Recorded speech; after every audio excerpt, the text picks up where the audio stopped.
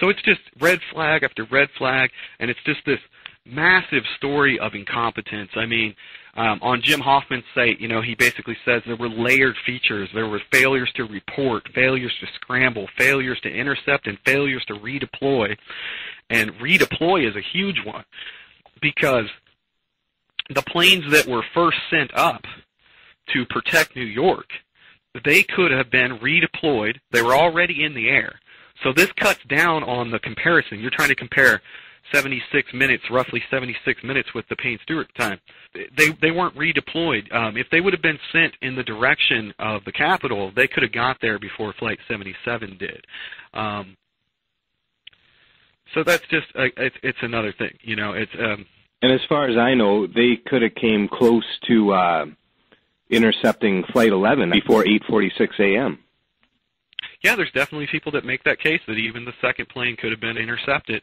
But then it's like, so then you have the second, okay, maybe we could have got to that. The third, the case starts to get a little stronger then. So you're talking about Flight 77 and how long we had to get to it, though, because it's the third strike now. And that's the thing. When you're trying to compare the 76-minute intercept time of Payne-Stewart with 9/11, you have to realize the differences here. Stewart's flying a 6 to 8 passenger Learjet 35. It's not a large commercial airliner. It's not flying over densely populated areas. It doesn't have its transponder turned off, and it was on autopilot as opposed to having terrorists at the helm clearly attacking the country. So it's a huge difference. And then you look at the third strike at the Pentagon. Okay, so this strike, it takes place at 9:38. That's 44 minutes after Flight 77 veered off course at 8:54 a.m. If the military can get to a Learjet in 76 minutes when we're not basically being waged war on, then 44 or more minutes should be sufficient when we are. It seems to be the case also with Flight 93 because we have initial reports given out from one of the three, because first I'll say there's three stories here. And Flight 93 being the last plane to crash. Right, in Pennsylvania. And so, before I get into that, you have to mention that first we had the first version of events, which is there were no scrambles, and that's by the 13th they're saying this, that there were no scrambles that day. We have General Richard Myers saying this by the 13th of September. Then on the 18th, it's a completely different story. Here's a timeline of events. Here's when we sent, there were scrambles, and here's the timeline. And then the timeline again changes with the 9/11 Commission when they release their report. So that's another red flag. We have all these, changing of the story. So the first story, though, is that, and it was reported by CNN, that at 9:16 a.m., that the FAA informs NORAD that United Airlines Flight 93 may have been hijacked. But the 9/11 Commission would later claim that NORAD isn't notified until after 93 has already crashed at 10:07. So this initial report, it seems to be supported because we have statements from two NORAD commanders that they were already tracking the flight when it changed direction at 9:36. And if that's true, if that gives support to the 9:16 time, that means they had 50 minutes to intercept Flight 93. The initial timeline is that at 9:16, NORAD is notified by the FAA that Flight 93 is hijacked. Okay, the 9/11 Commission says that didn't happen, that NORAD wasn't notified from the FAA until 10:07 after it already crashed. But the 9:16 timeline, as given by NORAD initially, it seems to be backed up because we have two NORAD officials who say that at 9:36 they were already tracking Flight 93. So as History Commons says, at the very least, the account of the NORAD commanders tracking Flight 93 at 9:36, it completely contradicts the 9/11 Commission's later claim that NORAD is first notified about Flight 93 at 10:07. And so that's right there is a contradiction no matter what. But it does seem to support the initial story that... Well, it sounds to me like NORAD was being truthful, and then it turned into, with the spin, that NORAD was incompetent and there was all kinds of confusion and they weren't prepared. Yeah, but see, it's funny, if they were covering up incompetence, then what they end up doing is, to cover up that incompetence, they tell a story that makes them seem like they were complicit, which is an odd thing to do.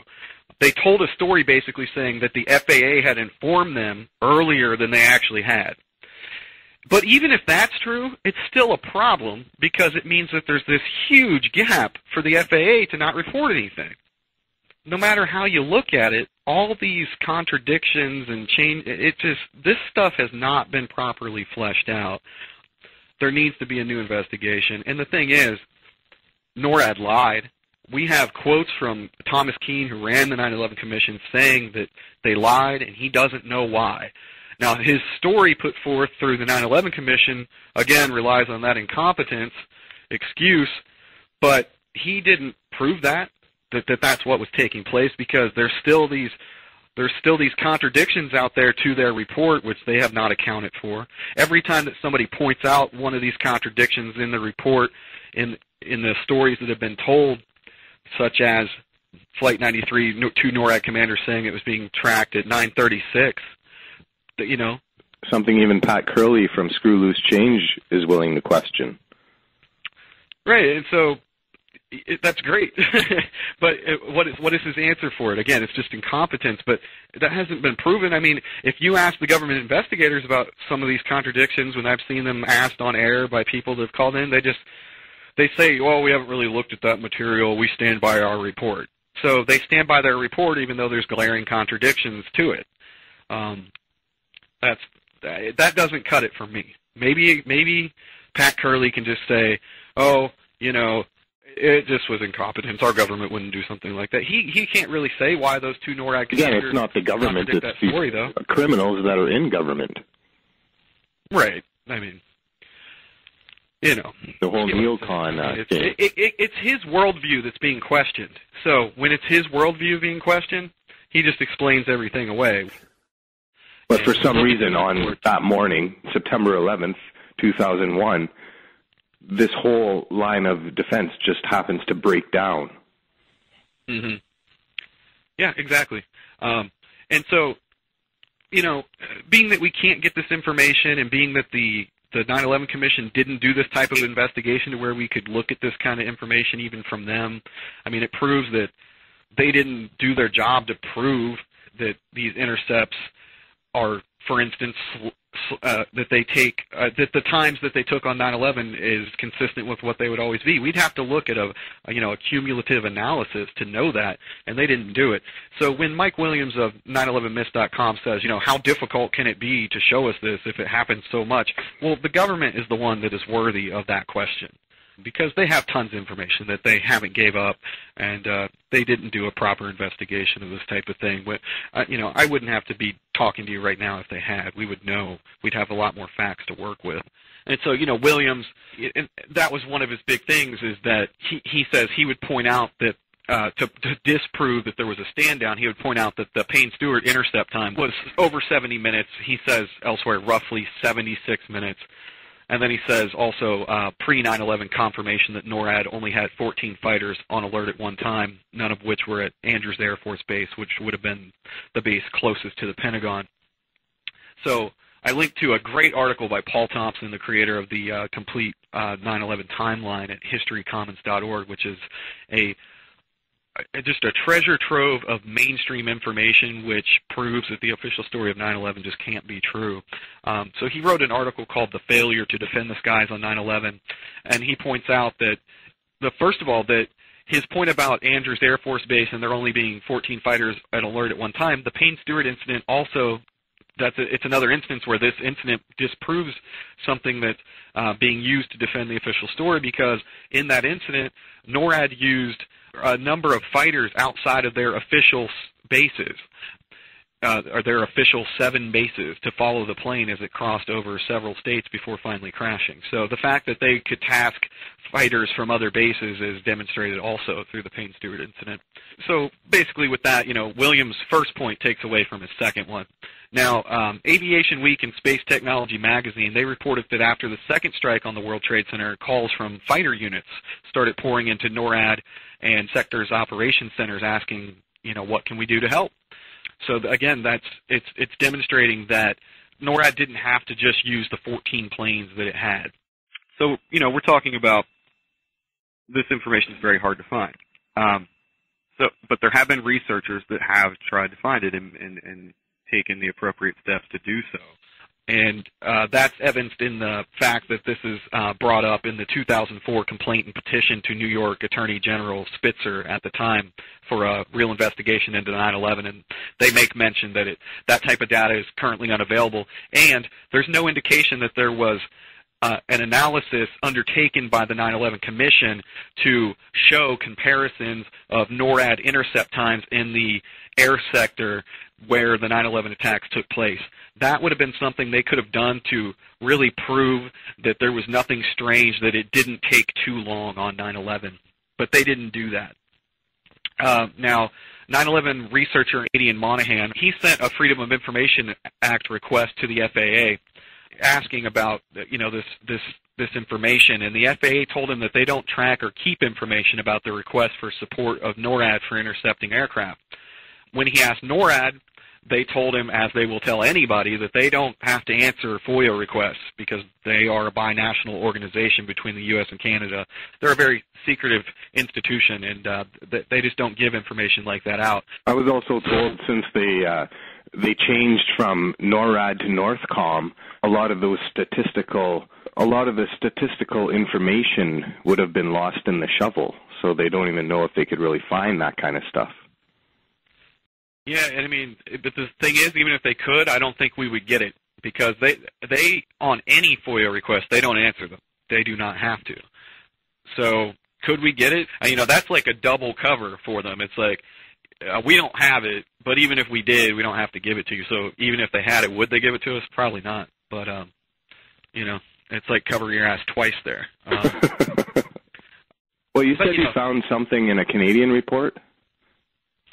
Yeah, there was a Canadian report that I found.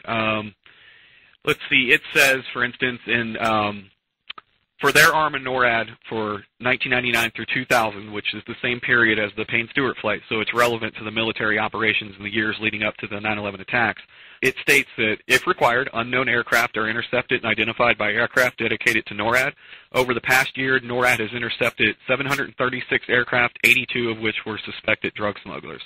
So that leaves a big majority of their, just seem to be aircraft that they're unknown aircraft, and so they have to go up and take a look at them, or that they could be aircraft in some type of distress.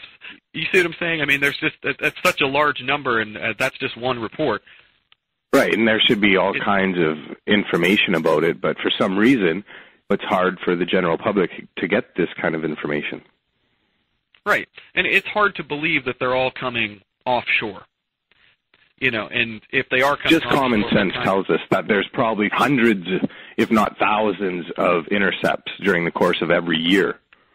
Sure, and Popular Mechanics said that all over the continental U.S. and Canada, Right, and that was a big thing too. It's the drug smuggling craft. They say that's a large. Popular Mechanics said that was a large number of the planes that were coming in offshore that NORAD would intercept. Okay, so if NORAD's only looking outward, and there's planes coming in a large majority supposed to be these drug smuggling craft that are coming in offshore, and you see what I'm saying? If that's supposed to be what they're doing, just looking outward, then that it should be, like Popular Mechanics is saying, a large percentage. But when you actually look at the percentages, it's always a small percentage of drug smuggling aircraft, just like with this Canadian case. So again, looking at that part of the statistics backs up the fact that there had to be a large number of these that were intercepted, not just coming from offshore, but were civilian planes, people in Cessnas that strayed, went into areas where it was not where they were supposed to be according to their flight path and things like that. Exactly. There's all kinds of them over the airspace of Canada and the U.S. That's ridiculous to think that they wouldn't be able to protect the airspace anywhere in the continental of the North Americas. Exactly. And there's so many planes up there on a daily basis. And we have Andrews Air Force Base. Right, because even the former Defense Minister of Canada, he told me that he questions why Andrews couldn't put up fighters in time, too.